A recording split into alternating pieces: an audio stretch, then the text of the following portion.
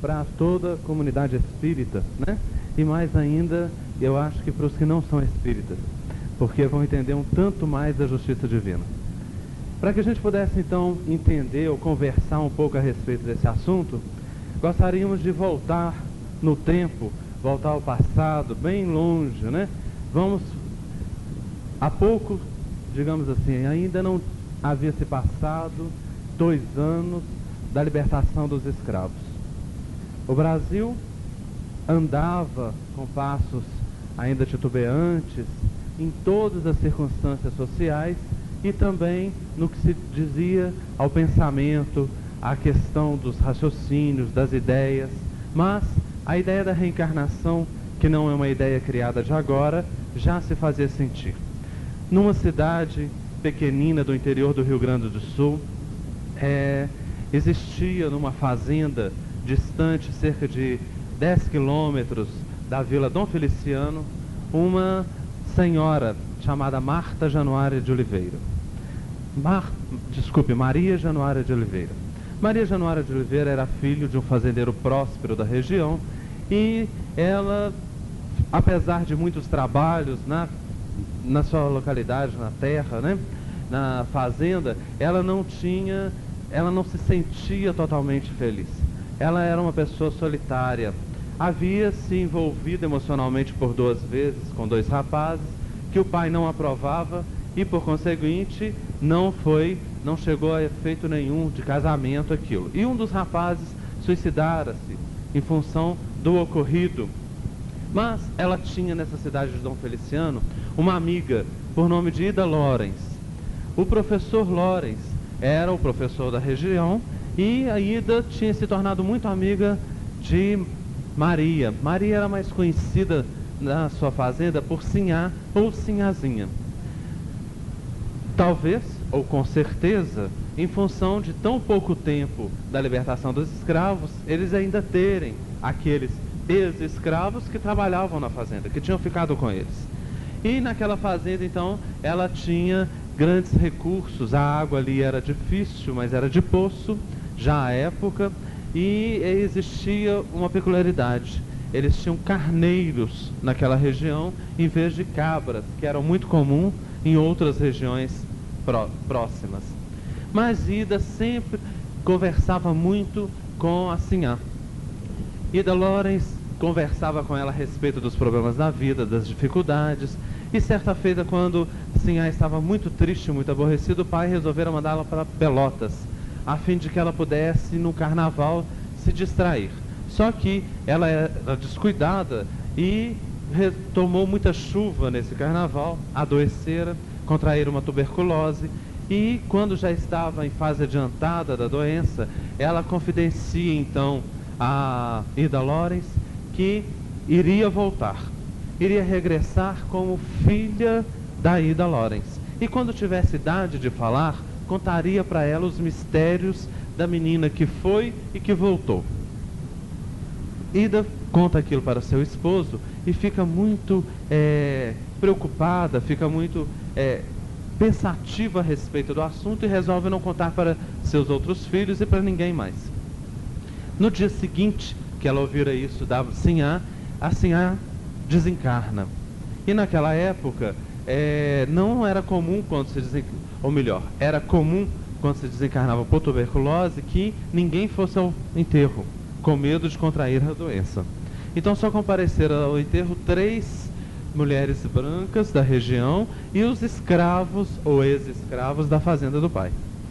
O enterro fora feito, passara-se o tempo, isso a Sinhá desencarnara com mais ou menos 28 anos, então por volta de 1917, coisa por aí, e em outubro de 1917 ela desencarnou. Em agosto do ano seguinte, nascera uma menina na casa de Ida Lorenz, a qual ela passara a chamar de Marta.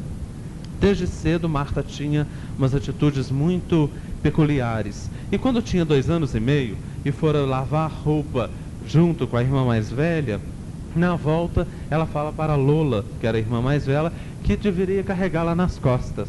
E Lola fala: não, você já sabe andar, não faz sentido te carregar nas costas. Então ela fala, mas quando eu era grande, eu te carreguei muitas vezes nas costas. Lola começa a rir e chega em casa contando aquilo como se fosse assim, ah, essa menina tá aí maluca de vez, né? Quando eu era grande. E a mãe então fica atenta àquilo e começa a perceber mais as coisas que a Marta estava falando. E pergunta, mas como você era grande? Ah, é, quando eu era grande tinha outros pais. Mas quem é seu pai, sua mãe? Somos nós. E não, eu tinha outro pai, um pai mais velho que você, de barbas longas. E dá uma descrição exatamente do pai da Sinhá, que ainda era viva à época. E que a Ida Lawrence conhecia muito. E começa então a partir daí a dar detalhes importantes. Imita a voz da Sinhá, quando ela estava próxima a desencarnar, porque ela teve uma laringite, uma afecção da laringe, né? Pela tuberculose, então ficou com a voz muito rouca. E ela imita perfeitamente aquela voz, falando para ela, contando para ela e contando, lembrando a Lola, lembrando a Ida, né, que agora é sua mãe, que antes era sua amiga, lembrando que, na realidade, coisas que ela tinha falado só naquela época, só para a própria Ida. Ida então resolve perguntar para ela assim, mas como que era isso? Aí então a menina pergunta, a Lola estava ouvindo a conversa e pergunta para ela assim, como que lá na sua casa, nessa sua outra casa, gozando a cara dela, né? Nessa sua outra casa, vocês tinham também uma pretinha como nós temos aqui? O casal Lawrence criavam uma criança órfã de cor negra. E então pergunta para ela, ela fala, não, lá nós não tínhamos pequena, a cozinheira, o nosso que ajudava em casa, todos já eram grandes. O único pequeno era o pretinho. E no dia que meu pai foi bater nele, eu ralhei com meu pai para que não fizesse isso, só porque o pretinho tinha esquecido de buscar água. Aí a menina, o pai atual, né, o professor Lawrence, pergunta para ela, ele foi buscar água no riacho? Ela fala, não, lá nós não tínhamos riacho, nós só tínhamos poço. Ele foi buscar água no poço. E a partir daí eles vão anotando várias informações, e os Lawrence eram descendentes de alemães, e ele anotou em taquigrafia alemã. Então foi uma coisa difícil de ser depois recuperada essas informações. Bom, mas isso foi conseguido, e ela passou a dar detalhes muito maiores. Por exemplo, a Ida perguntou para ela, que agora era mãe, né, como que eram as visitas que ela fazia a tal Sinhá. Primeiro perguntaram para ela assim, quem que era essa tal Sinhá? Ora, essa Sinhá sou eu. Era eu e continuo sendo eu. Era a resposta da menina. E ela perguntou, como é que eram as minhas visitas? Ah, quando você ia me visitar, eu punha vitrola para tocar em cima da pedra e punha um jarro de flor na janela. E era uma senha, vamos assim dizer, que só as duas haviam combinado. E todos sabiam que todas as vezes que a Ida visitava a fazenda dos Oliveiros, ela tinha a vitrola tocando em cima de uma pedra muito grande na frente da fazenda e a questão das flores. Vai se passando mais o tempo, vão se dando mais informações, ela reconhece o pai antigo, reconhece várias pessoas da família, mas ela só volta à fazenda onde tinha morado aos 12 anos de idade, porque o professor Lawrence não permitiu que isso acontecesse antes. E o próprio fazendeiro, que era o pai da Sinhá, não contou nada disso para a mãe, com medo de algum problema que pudesse advir daí. Ela reconhece um relógio, assim que entra na casa, ela fala assim, aquele relógio é meu. Tirem da parede e olhem atrás se não está escrito Maria, não me lembro do que. E então, quando foram ver, estava escrito realmente no fundo do relógio o nome da Maria Januário. São dados que a gente vai ver no livro do professor E. Stevenson, em 20 casos sugestivos de reencarnação. Esse foi no Rio Grande do Sul, que o professor E. Stevenson, na realidade, estudou um número muito maior de casos. Publicou 20 no livro, que ele tinha assim, como provas irrefutáveis a respeito do assunto. Nessa mesma família Lawrence, uma outra irmã da Marta, que era Emília, morre e quando está prestes a morrer avisa que renasceria. E quando renasce, renasce como um menino. E enquanto menino, ele se recusou durante um bom tempo a usar roupas de menino, até um ano e pouco, e só aceitou quando pegaram uma roupa que era da Emília e que fizeram com aquela roupa calças para ele. A partir daí ele aceitou. E é muito interessante, nós não vamos contar o caso todo não, né? Para despertar no pessoal aí a vontade de ler o livro, porque o livro é interessantíssimo. Então a gente contou metade, o resto vocês vão correr atrás. É muito bom a respeito da questão da reencarnação. Mas isso é uma pesquisa de um professor sério, um professor sem nenhuma, digamos assim, cumplicidade com religiosidade de qualquer natureza, e que vai trazer à tona a questão da reencarnação. E nós começamos a questionar, de quando será que veio a ideia da reencarnação? Ora, no Egito, a reencarnação já era aceita de forma evidente. Em O Livro dos Mortos já se falava claramente a respeito da reencarnação. Na Índia, no Bhagavad Gita, quando vai fazer quando você vai ter o discurso para Arjuna, se diz que Rama e Krishna era a 7ª e 8ª reencarnação de Vishnu, claramente descrito. Se a gente buscar na Grécia, então a gente vai encontrar já falando também a respeito da reencarnação, nos mistérios de Hermes, ou de Taal, ou de Thoth, né? Que são nomes variados que ele teve, mas todos falando a respeito da reencarnação.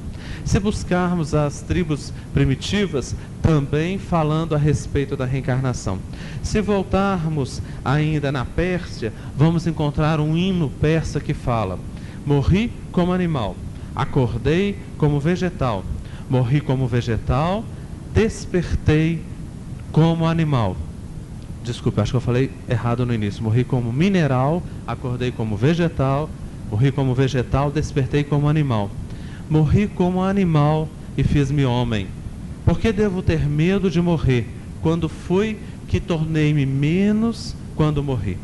Então já era a ideia que se passava à época na Pérsia, a respeito da reencarnação. Mas não era só esses não. Deixa eu pegar minha cola aqui. Se a gente começar a ver, os Kaunas na Austrália também admitiam a questão. E em Roma, Cícero vai falar que as crianças prodígios simplesmente não aprendem, recordam as coisas que já viveram. Então a gente começa a ver que essa ideia de reencarnação, ela não é criação de doutrina espírita. Ela não é invenção dos espíritos ou de Kardec. Ela é uma ideia que vem antes disso. E se nós começarmos a estudar mais, observaremos que, será que Jesus acreditava na reencarnação? À época de Jesus, existiam essas ideias? Com certeza. Tanto que, quando Pedro fala, no versículo 9, se não me engano, capítulo 9, desculpe, quando ele pergunta, quando vem um cego de nascença, qual é a pergunta que eles fazem? Ele é cego assim por causa de suas faltas no passado ou de seus pais? Ora, essa ideia já traduzia a ideia da reencarnação. Aliás, se nós formos observar, só foi no ano 6º depois de Cristo, no 5º concílio ecumênico, né, de Constantinopla, que foi banida a ideia da reencarnação. Ora, só se bane aquilo que existe, não se bane aquilo que não se sabe. Então, até aquela época se existia. Só a partir daí que foram filtradas de todas as traduções da Bíblia as ideias que passavam a respeito da reencarnação. Mas elas continuaram, filtraram, mas a gente encontra o Cristo falando a respeito da reencarnação após a transfiguração, não é isso? Que Elias tinha que vir, mas ele já veio, e poucos entenderam que era ele. Falando a respeito, quando ele está com Nicodemos, o que ele diz para Nicodemos? Qual que, né? És doutor da lei e não entende das coisas da terra, quanto mais quando eu te disser das coisas dos céus. É preciso nascer de novo. É preciso nascer do corpo e do espírito, ou da água e do espírito. Bom, essas ideias todas que a gente está tentando passar mais ligeiramente são buscando o quê? buscando essa consciência nossa de que reencarnação não é privilégio de doutrina espírita. Existem várias outras religiões, várias outras doutrinas espiritualistas que também professam, acreditam na questão da reencarnação. Mas o que então que difere a reencarnação do ponto de vista espírita? Existe alguma diferença essencial entre a reencarnação da Cabala, que a Cabala fala, ou a reencarnação que a doutrina espírita prega? Não é a diferença no processo reencarnatório, no conceito de reencarnação, mas é a diferença que o conceito de reencarnação faz na vida do espírito. É isso que a gente vai tentar buscar aonde? Principalmente no lar. Porque se a reencarnação vai se dar a partir do encontro do homem e da mulher, que vai possibilitar um espírito retornar, como é que fica a responsabilidade desse casal e desse espírito? Como são as reencarnações, como foram as reencarnações, como estão sendo as reencarnações hoje? Como está acontecendo com relação aos nossos lares? Como estamos enfrentando os pais problemas, os filhos problemas, como estamos convivendo com essa questão dentro da doutrina espírita? Eu acho que o principal questionamento que a gente devia então trazer era baseado em cima disso, e vamos tentar conversar um pouco a respeito disso. Se o pessoal não perguntar, eu pergunto, que aí fica mais fácil. Eu escolho assim por livre e espontânea pressão quem responde, aí não tem problema, né? Então vamos conversar um pouquinho a respeito disso daí, dentro dessa ideia de reencarnação. Primeiro, para que a gente reencarna? Não era mais fácil ficar no mundo espiritual, não? Não era mais simples? A gente aprende lá, a gente não lê nos livros do André Luiz que tem escola, que tem departamento disso, ministério daquilo, não é assim que a gente aprende? Não era muito mais simples ficar lá? Mas será que precisa de reencarnar? Se nós formos ver em O Livro dos Espíritos, diz-nos que sim, que a gente pode aprender no mundo espiritual, mas que a gente põe à prova esse conhecimento reencarnando. Então a reencarnação é uma necessidade do espírito, como o ar é do corpo físico. Foi eu que inventei, não, hein? Está lá no Livro dos Espíritos. Nós precisamos da reencarnação. Ora, se nós, espíritos, precisamos de reencarnar, é porque temos que fazer alguma coisa com essa vida que está aqui cursando, vamos assim dizer. Então, qual que é o objetivo da reencarnação, que vocês ensinam lá na evangelização? Qual é? Hein? Evolução. Bonito, agora eu quero isso debulhado. Essa palavrinha é grande demais, cada um entende do jeito que quer. Eu quero isso debulhado. Para que a gente reencarna? Vou lembrar uma passagem evangélica que vai falar para a gente. Antes de depor a oferenda, reconcilia-te com teu adversário ou inimigo. Não é isso? Então, faz parte da reencarnação isso daí. Faz parte da reencarnação. Esse processo de reconciliar. Então, não vamos achar que nós somos bonitinhos, bonzinhos, não, que nós somos assim os danadinhos, né? E isso faz com que a gente esteja com aquelas pessoas com as quais nós temos que o quê? Reconciliar, resgatar. Então, se a gente fala assim, não suporto mais esse tal desse Elimar falando aí na frente, né? Aguenta mais um pouquinho que é para você ficar livre dele. Não é assim que eu brinco? Quer dizer, se você suportar bem a prova, na próxima vez é um melhor. Então eu brinco com relação a essas coisas, mas é em relação também à própria questão da vida. Ninguém é obrigado a conviver estritamente com o outro. Mas a gente tem que fazer a pergunta diferente. Não é será que eu tenho que conviver com o outro, não. Por que será que eu estou próximo dele e me foi dada a chance da convivência? Por quê? Será que foi à toa? Será que é por causa dos meus belos olhos, como eu brinco? Não é. Então a gente sabe que não existe acaso em doutrina espírita. É óbvio também que a lei de causa e efeito não é aquela lei carrasca. Aquela que se eu arranquei o olho do fulano, eu venho agora e alguém tem que arrancar meu olho. Para isso sempre vai ter que existir o mal. Não é por aí. A coisa não funciona assim. A coisa funciona em intensidade de dificuldade e tudo mais. Como é que a outra passagem do Evangelho diz? O escândalo tem de vir, mas ai daquele por quem o escândalo vier. Não é assim? E que se a gente que era preferível tirar uma mão fora ou arrancar os olhos se ele fosse motivo de escândalo. Não é assim? A gente tem que começar a entender o Evangelho, gente, não é decorado ou interpretado só para ficar bonito, não. É como é que ele está no nosso dia a dia. É buscar Paulo e tentar fazer o seguinte: cartas vivas do Evangelho. É tentar traduzir isso, como é que isso interfere hoje, aqui, na nossa vida. O que reencarnação, em termos de conceito, modifica a minha maneira de viver dentro de casa? Aí eu não estou aguentando aquele meu irmão. Nossa Senhora, ô figurinha difícil, né? Aí você fala assim, vira, muda de pele e vai lá pro lado do irmão. Quem sabe você não é mais difícil que ele. Por que dois bicudos, como eu brinco, né, que não se beijam, não é assim que diz? Por que dois bicudos estão juntos? É para parar os bicos. Com certeza que é. Não tem outra dúvida. Não tenham dúvida, tá? Então é isso que a gente começa a observar. Que todo mundo está no lugar certo, no momento exato. E cabe a nós aproveitarmos as circunstâncias para fazermos da nossa vida o melhor possível. Como é que está lá na introdução de O Livro dos Espíritos? Reconhece o verdadeiro espírita pela sua transformação moral e pelos esforços em que emprega para dominar as suas más paixões ou tendências. Não é assim? Ora, não é só pelo tanto que nós já demos conta de modificar, não. É pelo tanto que a gente briga. Não é com o outro, não. É com você mesmo, para poder melhorar. Brigar com o outro é fácil, é o mais fácil da história. O difícil é a gente querer brigar com a gente, não é? Com o outro a gente sempre anda com a vara de marmelo na mão. Mas para a gente tem sempre uma desculpa. Eu estava nervoso, o fulano me provocou. Não era bem assim, você que entendeu errado. Não é assim? Então a gente tem que fazer o contrário.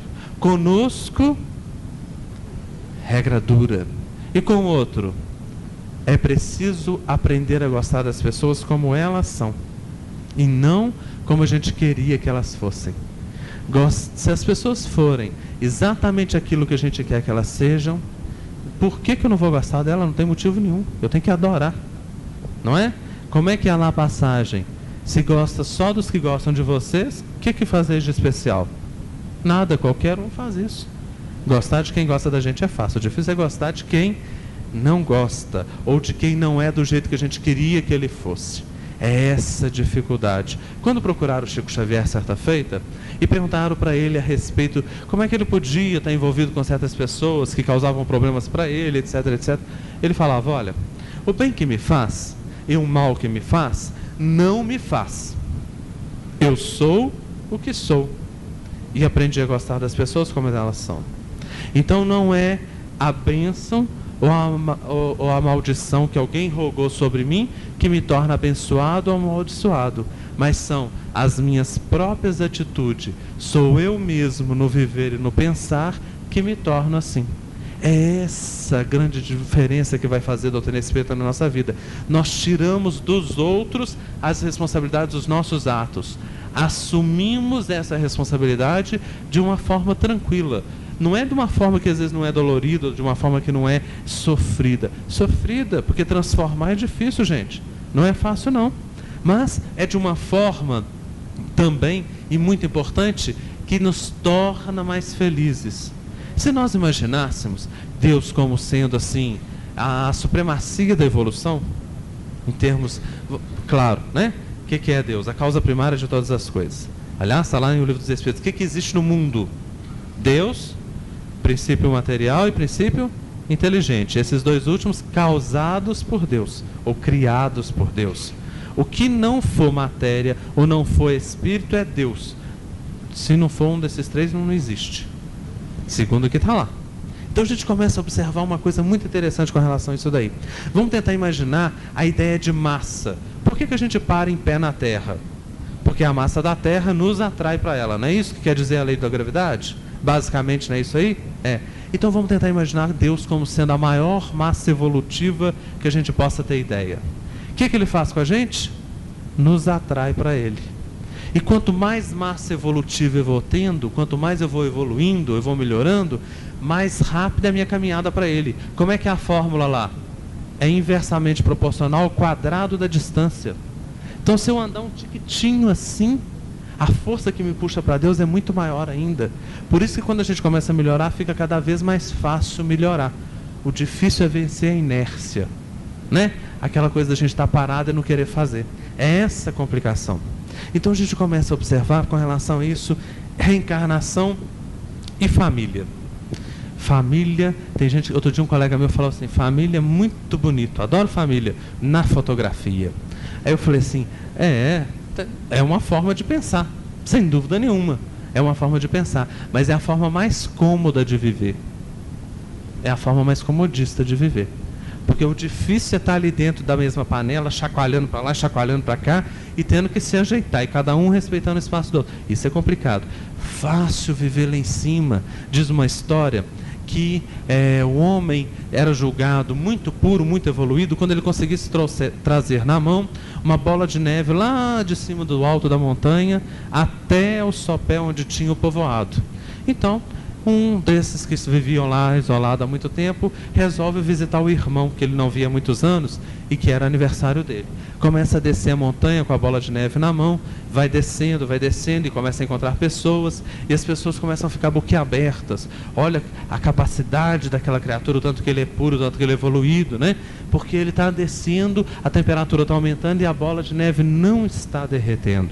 E ele entra para a cidade afora e causa um verdadeiro alarde na cidade, porque ele vai andando com a bola de neve na mão e a bola intacta. Ele entra onde o irmão trabalhava, era uma sapataria, e quando ele vê o irmão está experimentando um sapato numa senhora, que levanta a saia e deixa aparecer o calcanhar. A bola de neve na mão do outro, derrete toda.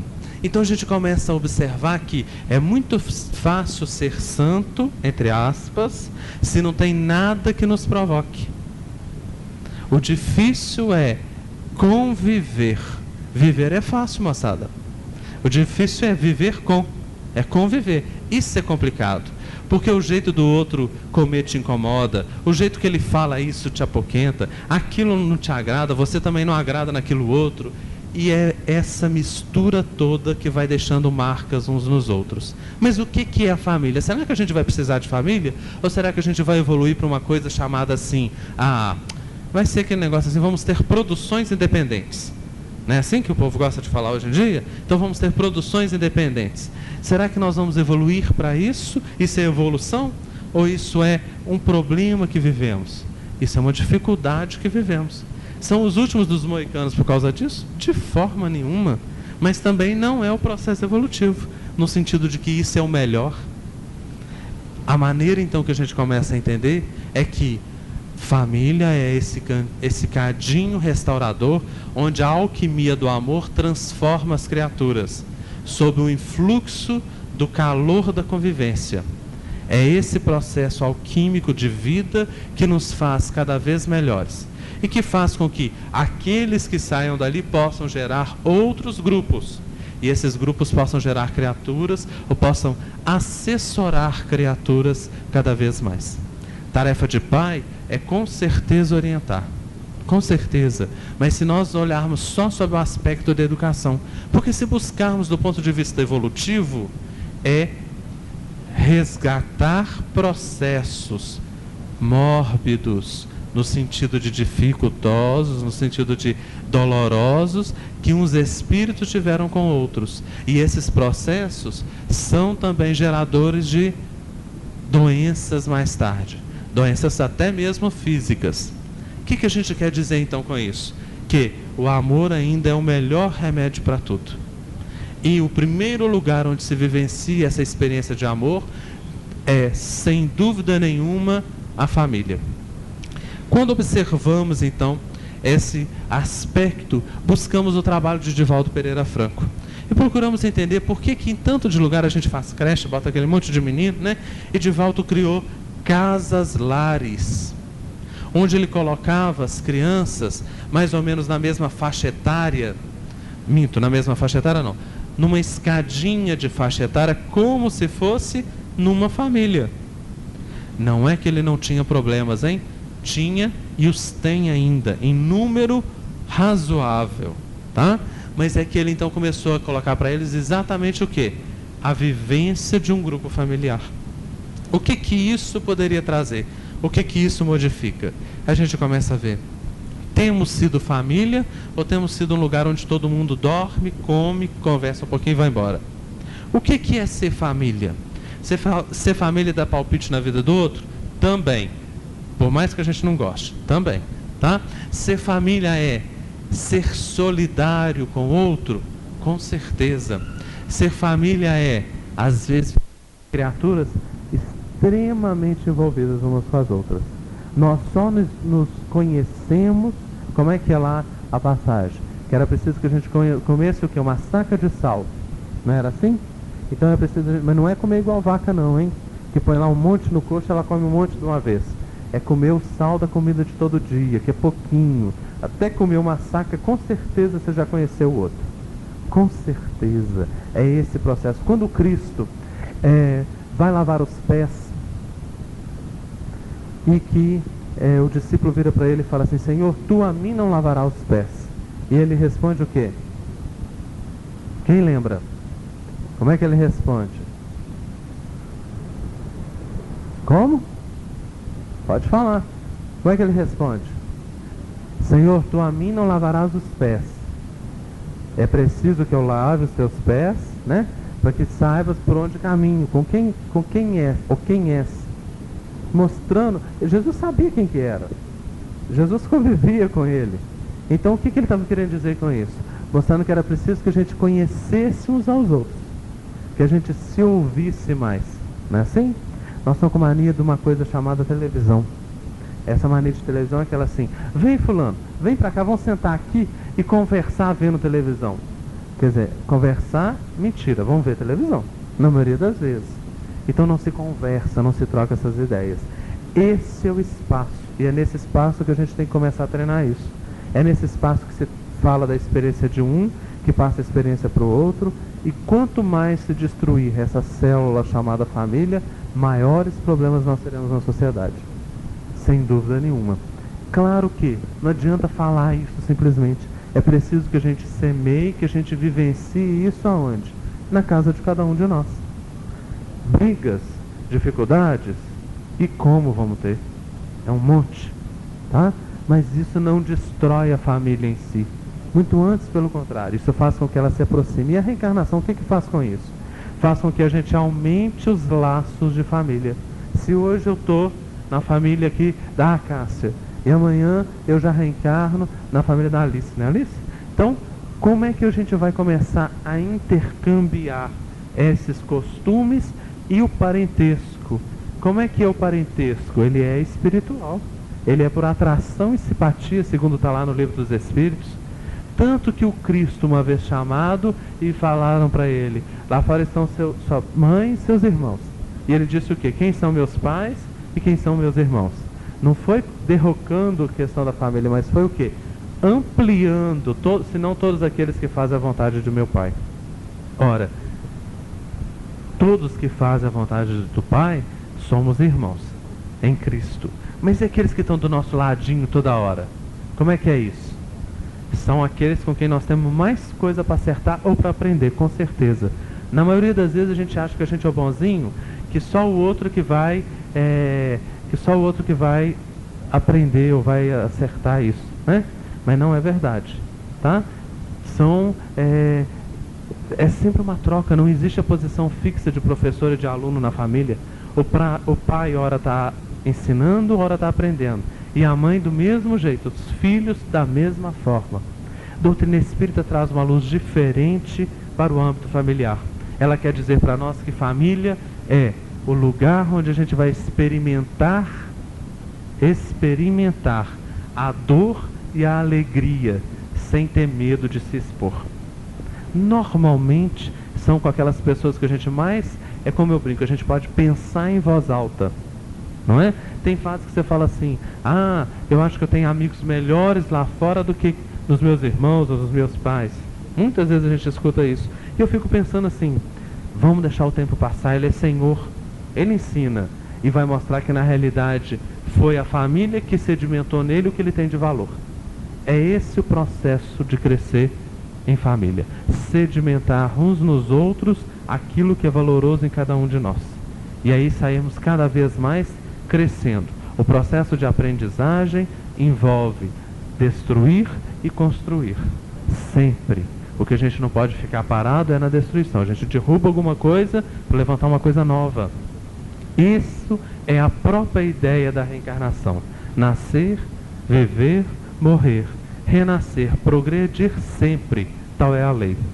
Essa é a ideia sempre da gente estar em constante vir a ser. Nenhum de nós pode ser conformado. Nós temos que ser inconformados no sentido de não ficarmos parados. Então a gente vai buscar de novo lá no Ceilão Central.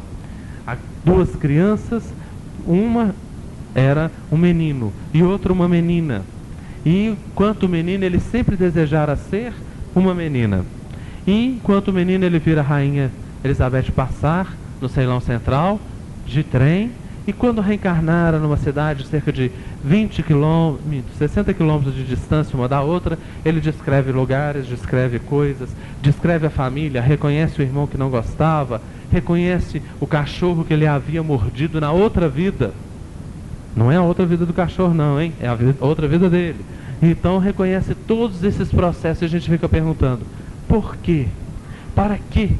Será que aquilo tinha alguma necessidade? Com certeza para o espírito. E por que nós hoje não lembramos de tudo que a gente foi no passado? Boa bisca? Com certeza que não. Então a gente precisa de lembrar o quê? Aquilo que a gente foi no sentido de as ideias que a gente traz. Mas não necessariamente eu fui... ninguém vai querer ter sido uma pessoa que destruiu milhares. Todo mundo vai querer ter sido um bonzinho, ou então a rainha fulano de tal, né? Assim, o imperador tal, né? Ninguém quer ter sido a lavadeira dele, ninguém quer ter sido o que esticava o tapete. Essas coisas a gente não quer, a gente quer só a pompa de agora, né? Daqui do mundo. É essa a grande diferença que a gente traz com relação a isso daí.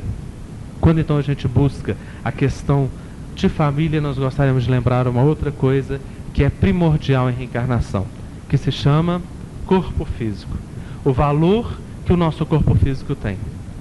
Como é que nós temos nos tratado? Como é que nós temos vivido a nossa vida? Eu vivo minha vida como eu acho que eu devo. Ótimo, tranquilo. Para quem que você vai prestar conta disso?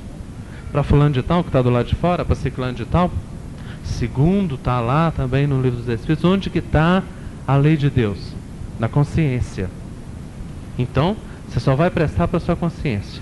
E é a mais danada, porque você não consegue largar ela de lado e ir embora, né? Ela está com você o tempo inteiro. Então você consegue no máximo dar uma adormecidazinha nela momentaneamente e depois volta tudo. O corpo físico então é exatamente esses 75 trilhões de células que nós temos. São o nosso instrumento de evolução. O instrumento que o espírito tem para progredir junto do grupo familiar e da sociedade. Os nossos olhos têm cerca de 120 milhões de receptores em cada retina, que vão para um nervo óptico para nos dar a capacidade de perceber o mundo do lado de fora. E perceber para quê, se nós não o modificarmos? E perceber para quê, se nós não o entendermos? E percebermos para quê, se nós não utilizarmos bem da capacidade de ver? Se nós procurássemos entender, o nosso coração, que pesa pouco mais de 350 gramas, bombeia 7 toneladas de sangue dia, para que possamos estar vivos, para que possamos estar respirando, para que possamos estar falando. E esse sangue percorre nada mais, nada menos do que 3.500 quilômetros de artérias, veias e arteríolas no nosso corpo, para que a vida pudesse se expressar com vigor e com certeza por todo o nosso corpo físico. E o que temos feito dele? O que temos feito de nossa reencarnação? Exaurida no problema da droga, destruindo o nosso corpo na questão da gula, alterando as nossas dificuldades, ou piorando as nossas dificuldades físicas nas intoxicações mentais, dos pensamentos, da fofoca. Quiçá temos feito nós do nosso corpo um bom uso. Será que vamos conseguir entregá-lo à terra da forma que deveríamos? Ou vamos entregá-lo antes do tempo? Responderemos, por isso, não a outrem, senão a nós mesmos. Esse nosso corpo físico tem ainda um pulmão com cerca mais ou menos de uma capacidade para mais ou menos 7.000 litros de ar dia. Isso é uma caixa d'água para uma família de 5 pessoas durante uma semana. E isso passa pelo nosso pulmão sem a gente pensar que está passando. Para que isso tudo? Por que a gente não tem consciência disso tudo? Porque já exercitamos isso tudo na condição de princípio evolutivo, para que agora, senhores de um corpo físico, pudéssemos o quê? Desenvolver outras capacidades intelectivas e emocionais. Ora, a vida nos presenteou com um corpo físico capaz de trazer-nos a impressão do mundo da melhor forma que damos conta de entender. E se temos esta ou aquela outra deficiência, é com certeza por dificuldades nossas mesmos de vidas passadas, e que agora, vivenciando tal expressão de dor, pudéssemos valorizar a vida por um tempo melhor, por momentos melhores. Reencarnação, meus amigos, não é simplesmente a criança que nasce. Reencarnação é todo um processo planejado, é toda uma estrutura de vida para que possamos ser vencedores, não sobre os outros, mas sobre nós mesmos.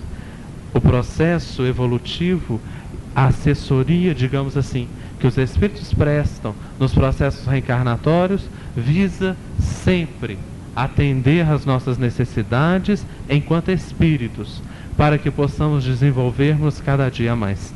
Daí termos a necessidade de anjos da guarda, daí darmos tanto trabalho para esses espíritos protetores, daí pedirmos tanto, mas daí termos a chance de produzir tanto nesse mundo que clama por nossas ações.